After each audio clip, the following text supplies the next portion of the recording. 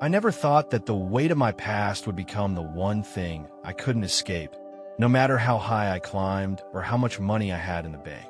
My name is Greg Matthews, and at 40, I find myself at the crossroads of a fortune built from the legacy my grandfather left behind and a life that feels increasingly hollow. I remember the early days of my career with a sort of bittersweet nostalgia. Every success felt like a tribute to my grandfather's vision, his relentless drive that had built the empire on which I now stand. Yet, as the accolades and achievements piled up, so did the shadows of regret. It wasn't until my marriage crumbled that I truly understood the hollowness that success could bring. My wife, someone I once thought was my partner in every sense, betrayed me with an infidelity that cut deeper than any financial loss. Her deception wasn't just a personal blow. It shattered the very image I had of a perfect, prosperous life. After the divorce, I had everything on paper: an empire, influence, and a legacy to uphold. But behind closed doors, I wrestled with a void that no amount of wealth or business triumphs could fill.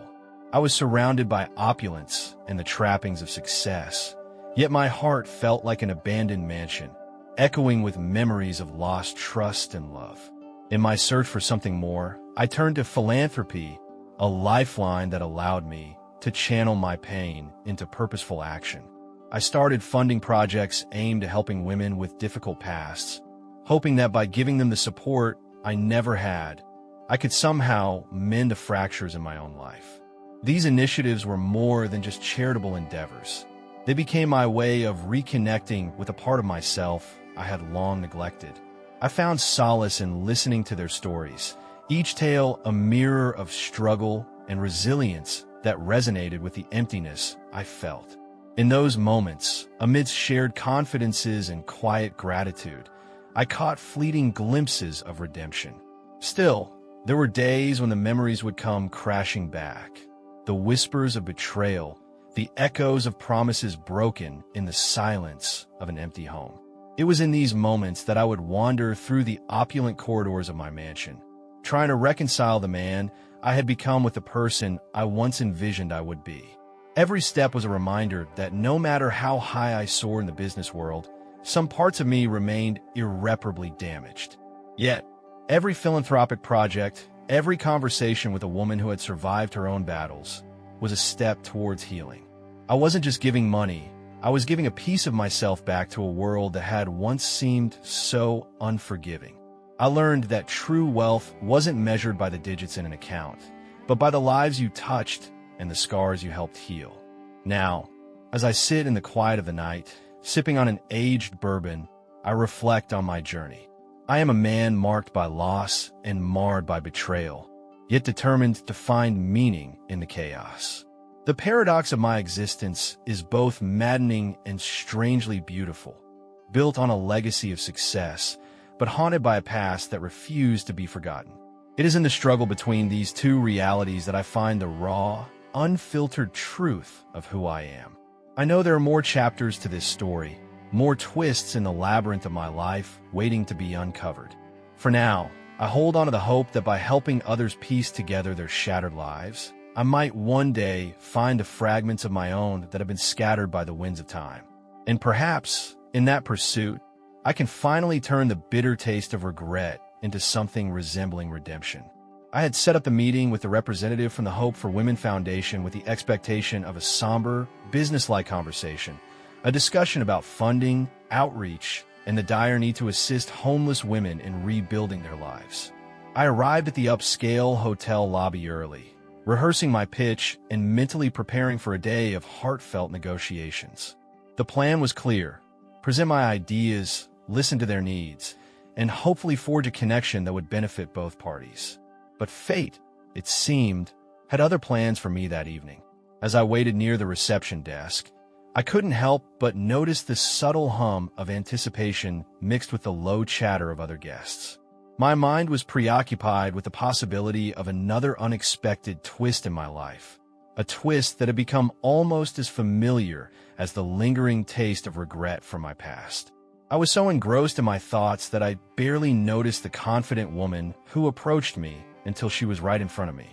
"Greg Matthews, she asked, her voice laced with a playful lilt that immediately contrasted with the solemnity of the meeting I had envisioned. "Yes, that's me," I replied, offering a courteous smile. Her eyes, a striking shade of hazel flecked with gold, held a spark of mischief that was both disarming and intriguing. Before I could say anything further, a flurry of hurried conversation erupted from the reception desk. The clerk apologized profusely over the phone, explaining that the intended meeting had been scheduled with a different person altogether, a dedicated social worker from the foundation. I learned, to my dismay, that the woman standing before me was not the official representative of Hope for Women, but rather an unexpected guest, Laura Davis, an elite escort who had received the wrong hotel room number due to a clerical error.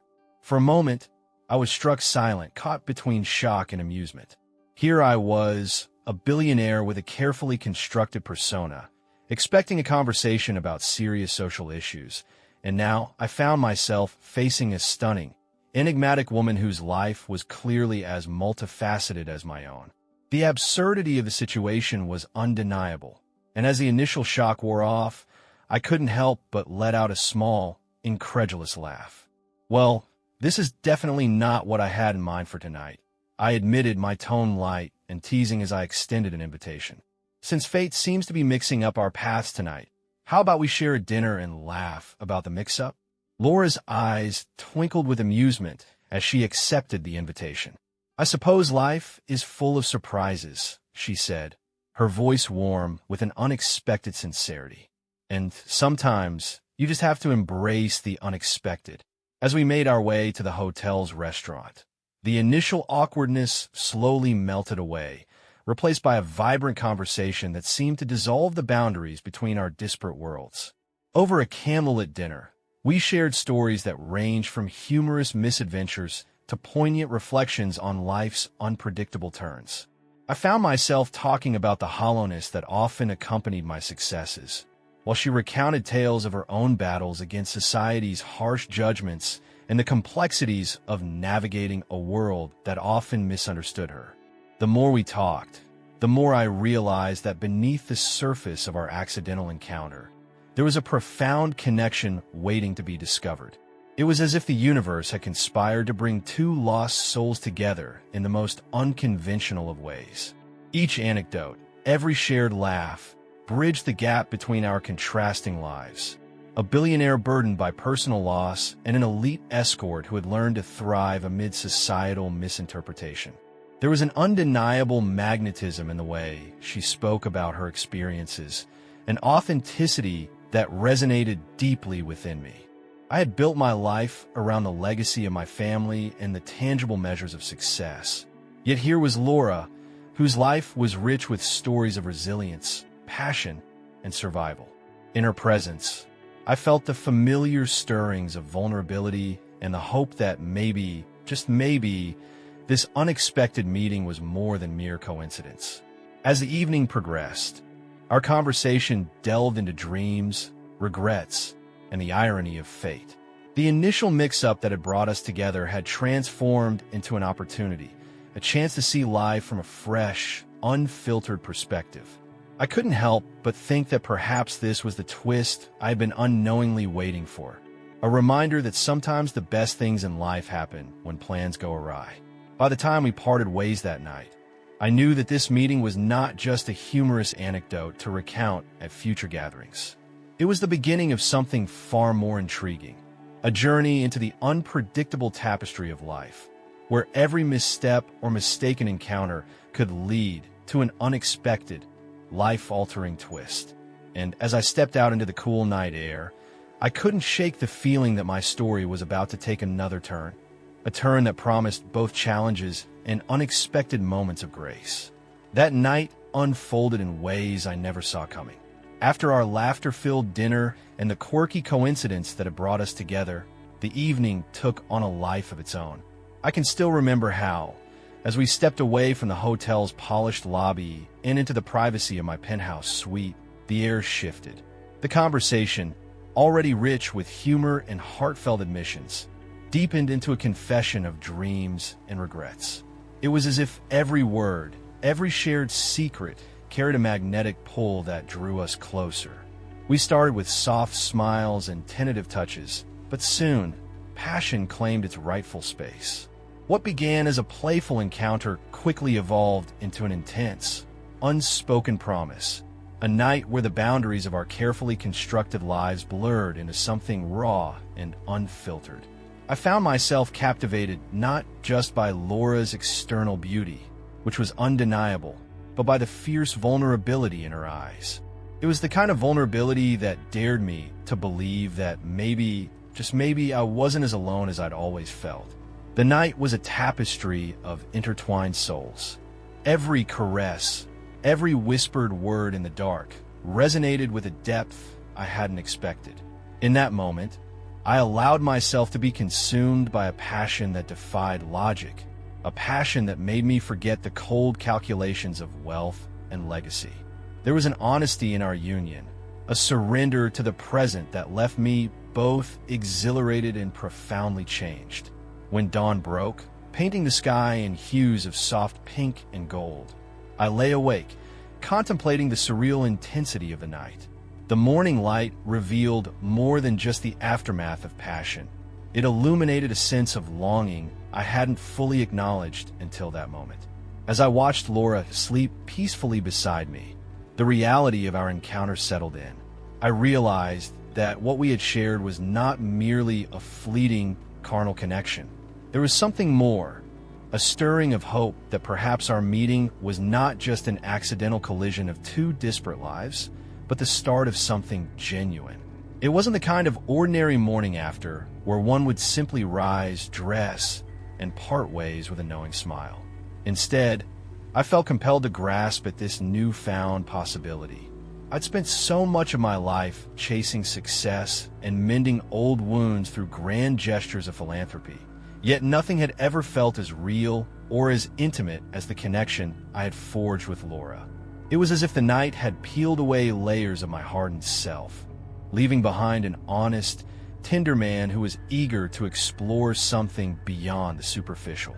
In that quiet morning stillness, I made a decision that surprised even me. I approached Laura gently, not wanting to disturb the peaceful aura that clung to her as she slept. I knew that our meeting had been unconventional, a series of coincidences and missteps, but in the fragile hours of dawn, I found clarity. I wanted to see where this connection might lead. I wanted to understand if there was something real beneath the surface of our impromptu encounter. Gathering my resolve, I sat beside her and softly whispered my thoughts. I proposed an idea that was as unconventional as our meeting. Laura, I began, my voice steady yet laced with a vulnerability I rarely allowed to surface. I know tonight was unexpected, and maybe it doesn't fit into the neat boxes we're used to, but I believe we have something worth exploring.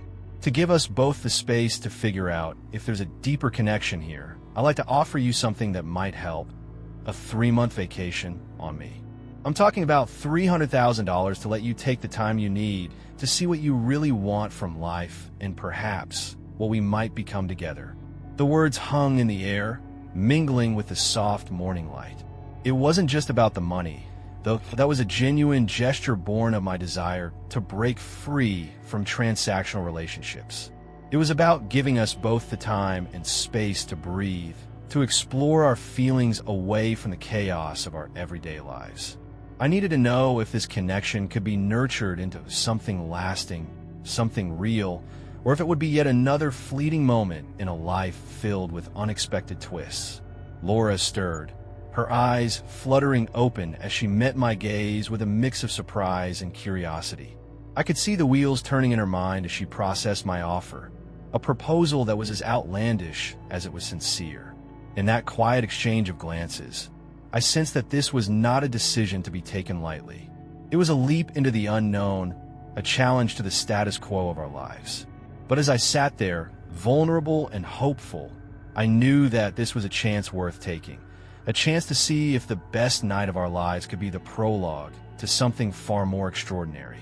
The morning after my unconventional proposal, as the gentle light of day seeped into the room, I found myself drawn to the quiet intensity in Laura's eyes, a mixture of apprehension and determination that hinted at secrets hidden beneath her confident exterior. I couldn't help but feel that if we were to embark on this uncertain journey together, there was no room for half-truths. With the weight of our shared night still lingering between us, I softly broached the subject of her past. At first, she hesitated, as if grappling with the delicate balance of vulnerability and the need to protect herself. But as the minutes stretched into a quiet, charged silence, Laura's resolve seemed to overcome her fear. She began, her voice barely above a whisper, to recount a story that was as intricate as it was heartbreaking. For the past 5 years, Laura admitted, she had been working as an escort, a means of survival rather than a reflection of who she truly was.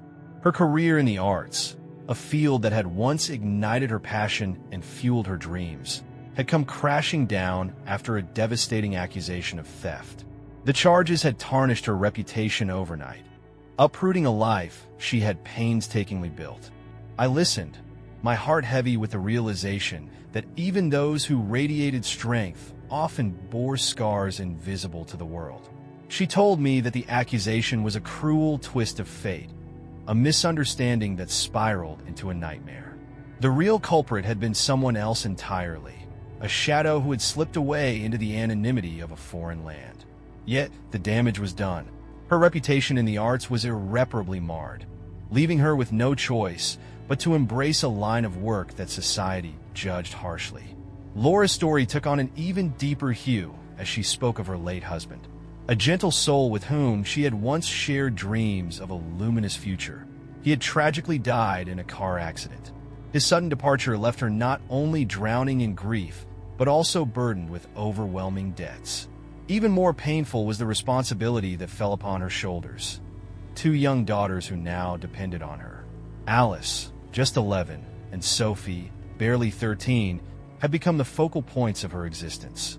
In every tear and every trembling word, I could sense the fierce love that fueled her struggle, a love that had driven her to endure unspeakable hardships. The more Laura revealed, the more I was compelled to ensure that the woman I had come to know, so complex, so genuine, was indeed the person she claimed to be. I couldn't let the remnants of my own pain and betrayal blind me to the possibility that I might be falling for someone who carried an unjust burden. Driven by a mix of concern and a deep-seated need for honesty, I resolved to look into the details of her past. Over the following days, I discreetly gathered information, leveraging resources and contacts that were well within my reach. The investigation was delicate. It wasn't about invading her privacy, but about unearthing the truth that she had entrusted me with. The evidence slowly began to form a mosaic that confirmed what Laura had told me.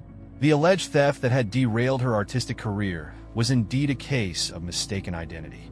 The real thief, a man who had once blended into the shadows of society, had been apprehended by the authorities, but not before he managed to vanish abroad, leaving behind a trail of chaos and unanswered questions. When I finally sat down with Laura to share my findings, the look on her face was a mix of relief and sorrow. Relief that the dark cloud of suspicion, which had hounded her for so long, was now proven to be undeserved, and sorrow for the time lost to a life that was not truly hers. "I'm not the person they painted me out to be," she murmured, almost to herself, as if finally accepting a truth long denied. "I've spent so many years fighting against a ghost that never belonged to me." In that moment, I realized the profound resilience that had defined her life. Despite the many twists of fate that had pushed her into unfamiliar territories, she had held onto her dignity and her love for her daughters. Our conversation that day wasn't just about clearing her name. It was a mutual shedding of the past burdens.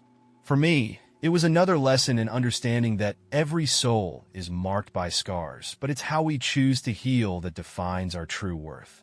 As we sat there, the room filled with an unspoken promise of new beginnings, I knew that our journey was now grounded in an even deeper level of trust. The truth, with all its painful nuances, had emerged, and in its wake, a fragile hope had taken root. I resolved to be there for her, not as a savior or a judge, but as someone who believed that every person deserved the chance to rebuild their life, one honest step at a time. Meeting Laura's daughters was an experience I hadn't realized I needed. I had spent so much of my life focused on building my empire, on making my grandfather's legacy even greater, that I never really stopped to think about family beyond the obligations of my last name. But Alice and Sophie changed that almost immediately. When Laura introduced me to them, I expected hesitation, maybe even guarded suspicion. Instead, they greeted me with warmth, curiosity, and a quiet resilience that reminded me so much of their mother. Sophie, the older of the two, had a sharp wit and an analytical mind, asking me more questions about my business in one sitting than most journalists had in a lifetime. Alice, on the other hand, was softer, more observant, taking in everything before offering her own thoughts. There was something deeply humbling about watching them interact with Laura. How, despite all the hardships, she had managed to create a home filled with love. I knew then that I wasn't just falling for her. I was falling for the life she had built, the strength she had cultivated. After spending time together, I made them an offer. Come to New York. I wanted them to see my world, to understand what being with me could truly mean. Laura was hesitant at first, not because she didn't want to go, but because she worried about uprooting her daughters even for a short while. But eventually, she agreed, and soon, they were stepping into my world, a world filled with luxury, power, and expectations that I had long since learned to navigate. I should have known it wouldn't be that simple. The moment my parents found out about Laura and her past, the tension became suffocating. My father, always a man of rigid principles and cold calculations, didn't even try to hide his disapproval. My mother was more subtle in her distaste, offering smiles laced with hidden judgment, speaking in carefully measured tones that suggested she believed this would all be a passing phase. But my father? He was never one for subtlety. When he summoned Laura to meet him privately, I knew something was wrong. And when I found out what he had done, I was furious. He offered her $10 million to walk away from me. $10 million. As if our relationship could be reduced to a transaction. As if the woman I had come to love could be bought and discarded like a failed investment. When Laura told me, her face was a mask of composure, but I could see the hurt in her eyes. She wasn't shocked. She had likely dealt with men like my father before, men who saw wealth as power, who believed that everything had a price. But I was livid. I confronted my father that very night. You think money fixes everything? My voice was colder than I had ever heard it. You think you can just pay her off and she'll disappear like some problem you can erase? My father's expression remained unreadable, his fingers steepled as he regarded me with the same quiet scrutiny he always had. Greg, he said slowly, this isn't about money. It's about protecting you from making a mistake that could ruin your future. A mistake? I scoffed. You think loving someone who actually cares about me is a mistake? She's a liability, he stated flatly. Her past, her reputation, her struggles. Do you really think she belongs in our world? Do you think she fits into what you've built? She's not a liability, I said, my voice unwavering. She's a survivor.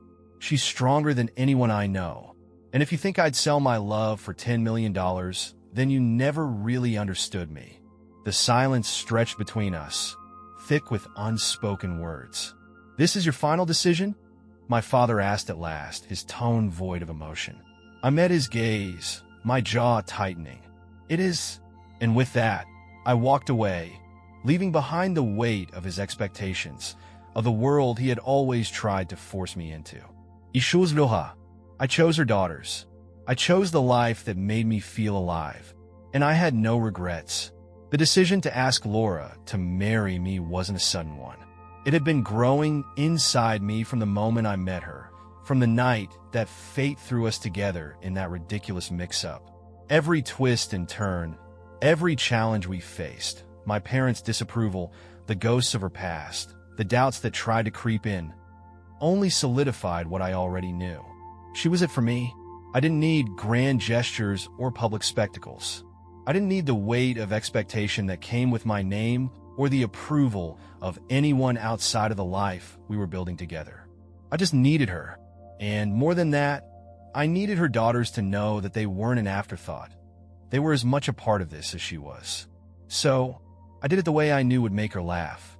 One evening, I showed up at her small but cozy apartment, the same place where she had fought so hard to give Alice and Sophie a sense of stability. There was nothing extravagant about the moment. No fancy restaurant, no hidden photographers waiting to capture the perfect shot, no meticulously planned spectacle. Just me, her, and the two girls who had become an inseparable part of my life. I knelt in the middle of her kitchen, holding up a ring. Not an expensive diamond, not a family heirloom, but a simple band made of gold paper, carefully folded into a perfect circle. She stared at me, her mouth slightly open, before bursting into laughter. The kind of deep, uninhibited laughter that made my chest tighten with something close to relief. "This is the most ridiculous thing I've ever seen," she finally managed between giggles. "Is that a yes?" I grinned, tilting my head.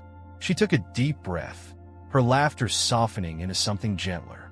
"Of course it's a yes, you idiot," she murmured, slipping the paper ring onto her finger as if it were the most priceless thing she had ever owned. But I wasn't done.